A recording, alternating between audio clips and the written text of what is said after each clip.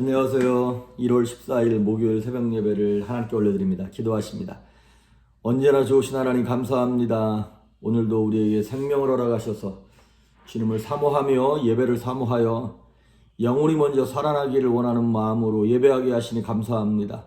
죄가 우리를 유혹하며 환경으로 공격하며 감정으로 무너지게 만들지만 우리를 온전케 하시는 믿음의 주에 온전케 하시는 예수님을 바라보며 이 시간 말씀을 사모할 텐데 하나님 오래 황폐하였던 우리의 심령을 세우시며 무너졌던 우리의 가정과 감정과 믿음을 다시 한번 일으켜 주시옵소서. 절망이 아닌 소망을 품고 살아갈 수 있도록 성도들과 함께 하시길 소망하며 예수님의 이름으로 기도했습니다. 아멘. 우리 예찬송가 186장, 새찬송가 254장 내 주의 보혈은 정하고 정하다 1절, 2절, 4절, 5절만 찬양합니다. 내 주의 보혈은 정하고 정하다 내 죄를 용케 하신 주 나오라 하신다. 내가 주께로 지금 가오니 십자가의 보혈로 날 씻어주소서. 약하고 추해도 주께로 나가면 힘 주시고 내 주함을 또 씻어주시네. 내가 주께로 지금 가오니 십자가의 보혈로 날 씻어주소서. 큰 죄인 복받아 살 길을 얻었네.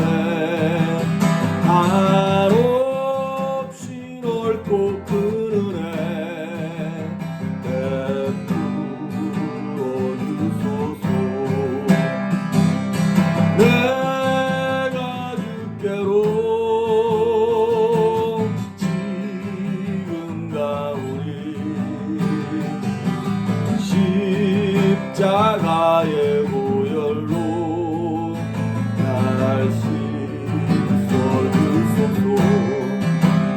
그 피가 맘속에 큰 증거 됩니다. 내 기도 소리 들으사 나오라가소서.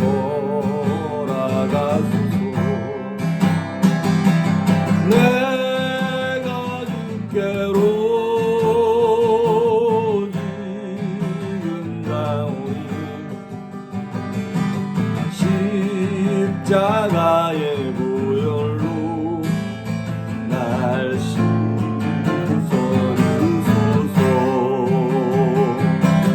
아멘.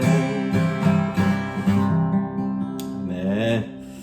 오늘 우리에게 주시는 말씀은 마태복음 17장 1절에서 8절 말씀까지입니다. 마태복음 17장 1절에서 8절 말씀까지 봉독해 올립니다. 엿새 후에 예수께서 베드로와 야고보와 그 형제 요한을 데리시고 따로 높은 산에 올라가셨더니 그들 앞에서 변형되사 그 얼굴이 해같이 빛나며 옷이 빛과 같이 휘어졌더라. 그때 모세와 엘리야가 예수와 더불어 말하는 것이 그들에게 보이거늘 베드로가 예수께 여쭈어 이르되 주여 우리가 여기 있는 것이 좋사오니 만일 주께서 원하시면 내가 여기서 초막 셋을 짓되 하나는 주님을 위하여 하나는 모세를 위하여 하나는 엘리야를 위하여 하리이다. 말할 때 호련히 빛난 구름이 그들을 덮으며 구름 속에서 소리가 나서 이르시되 이는 내 사랑하는 아들이요 내 기뻐하는 자니 너희는 그의 말을 들으라 하시는지라. 제자들이 듣고 엎드려 심히 두려워하니 예수께서 나와 그들에게 손을 대시며 이르시되 일어나라 두려워하지 말라 하시니 제자들이 눈을 들고 보매 오직 예수 외에는 아무도 보이지 아니하더라. 아멘. 예수님께서 이제 흔히 말하는 변화산이라고 하는 어느 산에 올라가셨어요. 그래서 올라가실 때 베드로, 요한, 야고보 이 세 사람만 데리고 올라가셨죠. 항상 어디 중요한 일을 하러 가실 때마다 이 세 명의 수제자를 예수님이 데리고 가셨습니다. 이거는 예수님의 의도가 있는 것이죠. 예수님이 차별 대우해서 그러시는 거라기보다는 이거 같아요.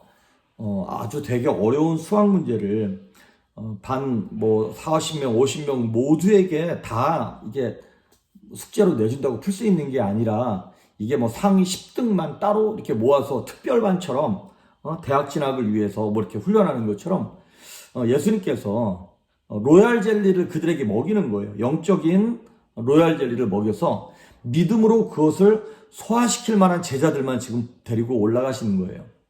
그리고 어쩌면 예수님이 이렇게 하셨을 수도 있어요. 얘들아, 내가 지금 산에 올라가는데 나랑 같이 갈 사람, 나 지금 기도하러 가는데 같이 갈 사람, 그랬더니 다른 제자들은 안 따라오는데 베드로, 요한, 야고보 세 사람만 따라온 것일 수도 있어요. 어쨌든 사모하는 영혼들, 또 믿음의 소화력이 있는 사람들만 데리고 예수님이 따로 말씀을 하시는 거예요. 여러분 혹시 그런 경험들을 하고 계시는지요? 다른 사람들이 못 경험하고 듣지 못하는 그런 하나님의 명령, 때로는 부담스러울 정도의 어떤 헌신을 요구하는 하나님의 부탁, 이런 걸 경험해 본 적 있으십니까? 그거는 하나님이 여러분을 특별히 생각하시는 거예요. 그때 아멘 그리고 쫓아가야 예수님이 변형되는 모습을 보는 영광을 누리게 되는 것입니다. 자, 어쨌든 산에 올라가셨는데 그들 앞에서 예수님이 변화되셨어요. 얼굴은 해처럼 빛났고 옷은 빛과 같이 희어졌어요. 이제 나중에 보면 베드로가 헛소리 하는 거예요. 너무나 이게 영광스럽고 때로 두렵기도 하고, 어찌 보면 모세가 시내산에서 하나님께로부터 율법을 받았을 때 얼굴에서 빛이 났던 것처럼 예수님의 모습 속에서도 빛이 났었는 모양입니다. 자, 그랬더니 3절에 보니까 그때 모세와 엘리야가 예수님과 함께 더불어서 의논을 하시는 게 이제 보이는 거예요.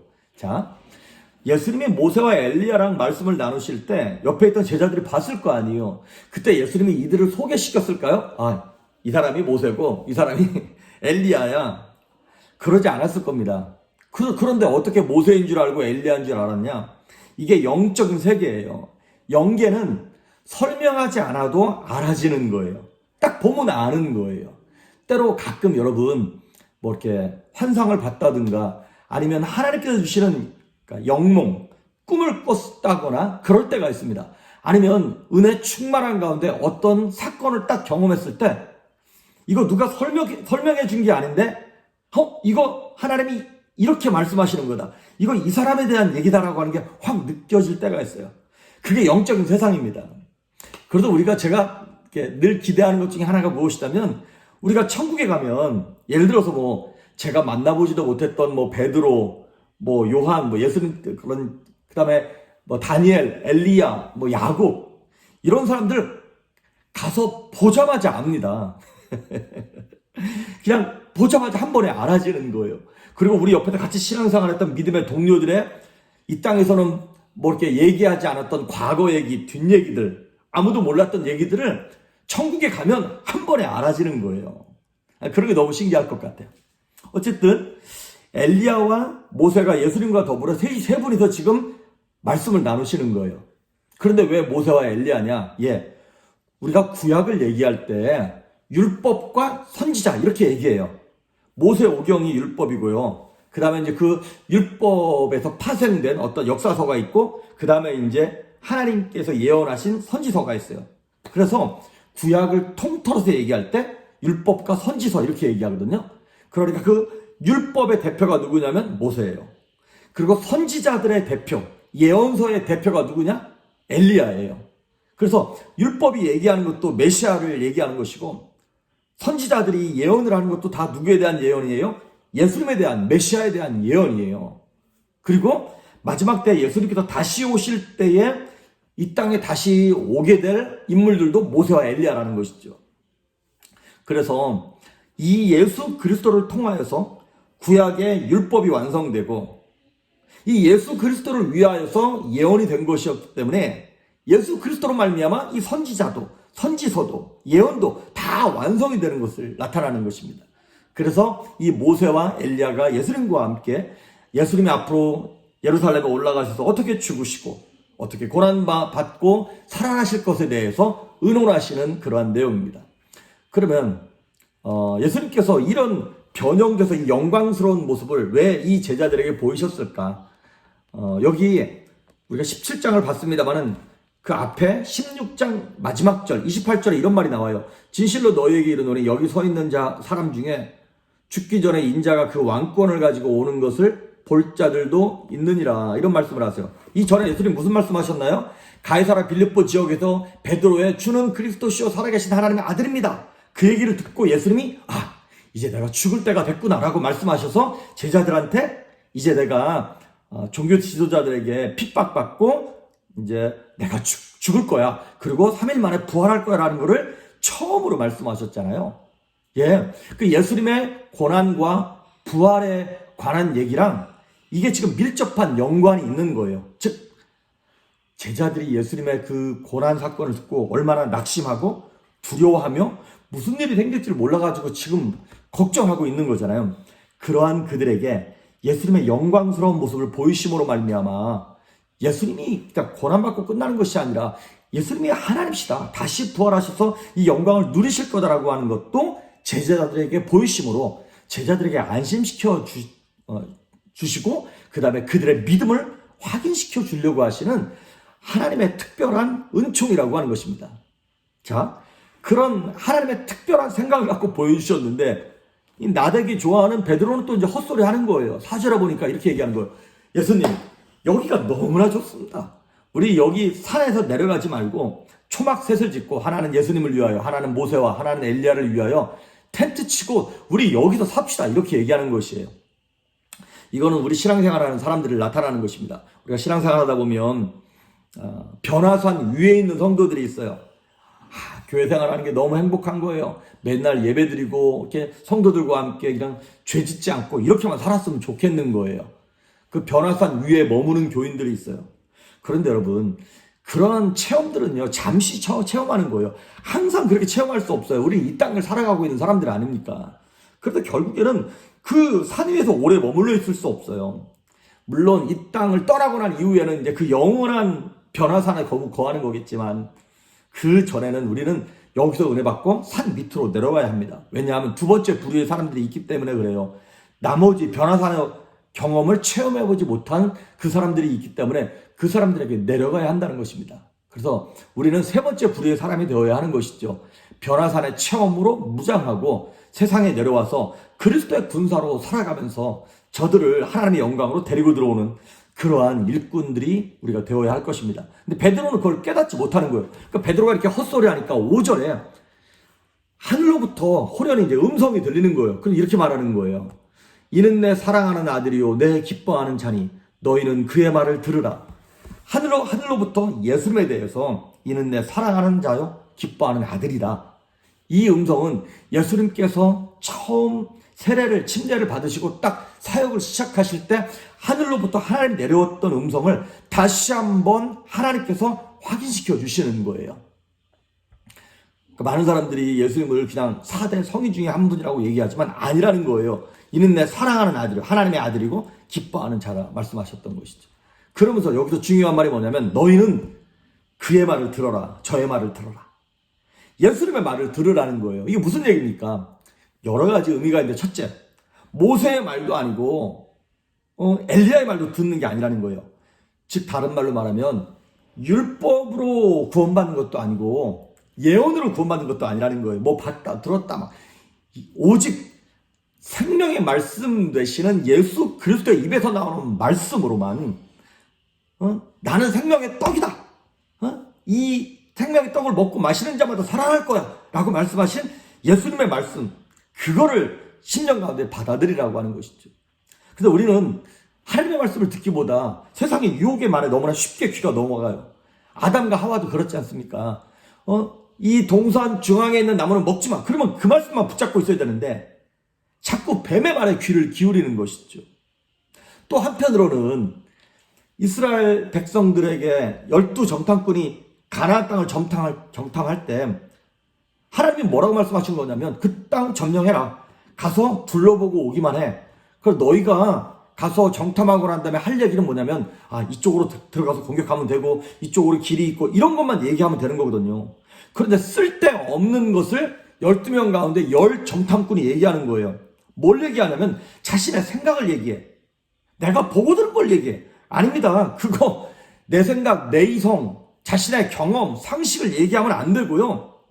하나님이 하신 말씀, 명령에 귀를 기울여서 아멘 그리고 따라가는 것입니다. 하나만 더. 요한복음 2장에 보면 가나 혼인잔치에 포도주가 떨어졌어요. 그랬더니 포도주가 떨어지고 난 다음에 예수님의 모친이었던 마리아가 하인들에게 이렇게 얘기합니다. 너희들 예수가 시키는 대로 해. 이렇게 얘기합니다. 그렇습니다. 우리는 하나님의 말씀에 우리에게 명령하시는 것에 귀를 기울여야 할 것입니다. 내 안에서 나오는 소리가 아니라 누가 어떻다더라, 누가 뭘 봤대, 들었대 이런 말이 아니라 내가 경험한 말씀, 내가 체험한 말씀, 내가 기도하는 가운데 받은 그 감동, 내가 명령으로 받은 그 말씀에 순종할 때 우리에게 생명이 임하고 예수님과 함께 있던 그 영광이 우리의 삶 가운데 함께 할 줄 믿습니다. 그 나중에 보니까 8절에 이렇게 나와 있어요. 제자들이 눈을 들고 보매 오직 예수 외에는 아무도 보이지 아니하더라. 막 영광이 임해서 막 볼 수가 없었는데 딱 영광이 떠나고 난 다음에 봤더니 예수님만 딱 남는 거예요. 그렇습니다. 세상도 아니고 정욕도 아니고 율법도 아니고 내 생각도 아닙니다. 오직 생명의 말씀만 여러분의 삶 가운데 남아있을 수 있기를 주의 이름으로 축복합니다. 그러면 이 변형되신 이 사건이 도대체 무슨 의미가 있는 것인가? 우리 아까 16장 28절 보았던 것처럼 예수님이 이렇게 말씀을 하세요. 여기 서 있는 사람 중에 죽기 전에 인자가 예수님이 그 왕권을 가지고 오는 것을 볼 자들도 있을 거다 이렇게 말씀을 하세요. 이거는 무슨 얘기냐면 결국에는 예수님이 죽으시고 부활하고 난 다음에 이제 죽으시고 난 다음에 부활할 거다. 왕권은 뭐냐면 죽음의 권세조차 이기는 왕권을 얘기하는 거거든요. 여기서 오늘 본문의 교훈은 무엇이냐면 우리가 겪는 고난, 죽음, 아픔이 끝이 아니라는 겁니다. 결국에는 영광스러운 부활의 영광을 가기 위한 과정으로서 고난을 겪는다는 것이죠. 그래서 예수님은 지금 제자들에게만 몰래 지금 보물을 보여준 거예요. 몰래 상급을 보여준 거예요. 너희들 이거 봤지? 조금만 참아. 그러고 난 다음에 지금 당하는 고난은 나중에 맞이하게 될 영광과 비교했을 때 아무것도 아니야. 얘들아, 너희가 지금 10불 투자해가지고 나중에 막 100만 불을 얻는다면 그 10불 투자하겠지. 그런 것처럼 이게 우리가 나중에 볼 그 영광. 여러분, 우린 죽어서 가는 천국은 말할 것도 없고요. 이 땅에서도 하나님께서 저와 여러분을 위하여 남겨놓으신 그 축복들이 있습니다. 영혼의 축복들, 심령의 평강들, 하늘의 기쁨들, 기도하여 간구하여 얻게 될 건강의 축복, 물질의 축복, 기도의 응답들도 하나님이 무궁무진하게 쌓아 놓으셨다는 것입니다. 그러니까 지금 잠시 잠깐 어두운 터널을 지나가면서 불평하지 말고 원망하지 말고 여러분의 감정을 따라 살지 마십시오. 여러분의 기분을 따라가지 마십시오. 마귀가 늘 우리에게 요구하는 것이 있어요. 감정에 충실하라. 이것이 마귀가 얘기하는 것입니다. 감정은 환경에 따라가게끔 자꾸 우리를 유혹해요. 그래서 마귀가 뱀이 아담과 하와를 유혹할 때 먹음직, 보암직, 지혜롭게 할 만큼 탐스럽게 보이는 감정을 자극하는 거예요. 잠시 잠깐 겪고 있는 그 어려움 때문에 때려치고 싶다, 이혼하고 싶다, 도망가고 싶다, 이런 느낌에 여러분의 인생을 던지지 마십시오. 말씀으로 박차고 그 우울한 환경 가운데 벗어나십시오. 집안에 가만히 있으니까 더 우울하잖아요. 여러분, 신발끈을 동여매고 동네를 한 바퀴 도십시오. 맛있는 음식이라도 사다 드십시오. 햇볕을 쬐십시오. 힘있는 찬양을 들으십시오. 마귀가 주는 우울증, 공황장애, 막 좌절, 이런 느낌에 내 인생을 던지지 마십시오. 생명의 말씀에 귀를 기울여서 정말 믿음으로 살려고 몸부림칠 때 하나님이 은혜를 주십니다. 역대하 20장에 보면 여호사밧 왕이 다른 외족에 세 나라의 연합군이 침공했을 때 너무나 절망스러운 거예요. 그때 여호사밧 왕이 하나님께 이렇게 기도합니다. 하나님, 우리를 치러오는 이 대적을 우리는 감당할 능력이 없습니다. 우리는 어떻게 해야 할 줄도 모르겠습니다. 하지만 우리가 오직 주만 바라봅니다. 이 고백을 하는 거예요. 우리 그런 찬양 있잖아요. 주만 바라볼지라. 그랬을 때 하나님께서 함께 하심으로 이스라엘 백성들의 손 하나 까딱하지 않았는데 지들끼리 치고받게 하셔가지고 그 전쟁을 이기게 하십니다.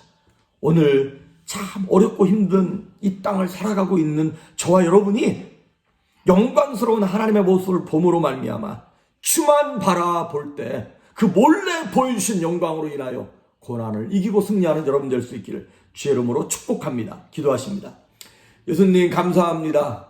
너무나 연약하여 하나님의 은혜가 없이는 살 수 없어서 주의 긍휼을 의지하며 주의 불쌍히 여기심을 구하오니 하나님 긍휼과 은혜를 베푸셔서 영과 혼과 육체가 살아나게 하시고 믿음이 생겨나 오늘도 승리하며 우리의 인생이 성공할 수 있도록 성령으로 충만케 기름 부어 주시옵소서. 감사드리옵고 예수님의 이름으로 기도했습니다. 아멘.